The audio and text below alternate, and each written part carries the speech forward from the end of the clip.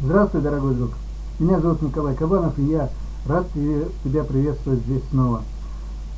Сегодня пятница, сегодня первый день февраля 2013 года.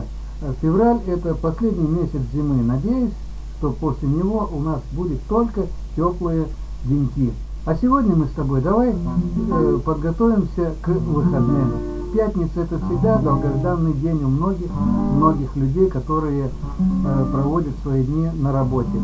И мы давай сегодня вспомним те песни, которые мы раньше пели. И вот одна из таких песен есть шуточная песня. Поскольку сегодня пятница, мы можем веселиться. И есть шуточная песня, называется она «Магомед».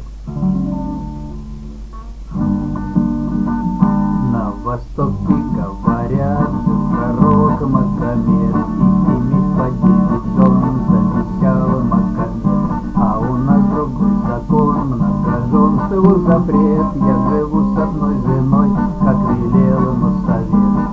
Тра-ля-ля-ля-ля-лай, тра-ля-ля-ля-лай, тра-ля-ля-ля-ля-лай, тра-ля-ля-ля-лай.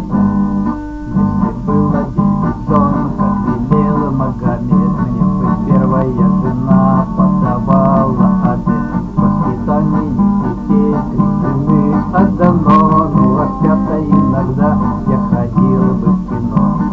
Тра-ля-ля-ля-ля-лай, тра-ля-ля-ля-лай, тра-ля-ля-ля-ля-лай, тра-ля-ля-ля-лай. А 6-ю бы жену приспособил стирать, а 7-ю посылал в Ереван выступать, а 8-ю бы жену посылал заседать, а 9-й позволял иногда изменять. Тра-ля-ля-ля-ля-лай, тра-ля-ля-ля-ля, тра-ля-ля-ля-ля-лай, тра-ля-ля-ля-ля.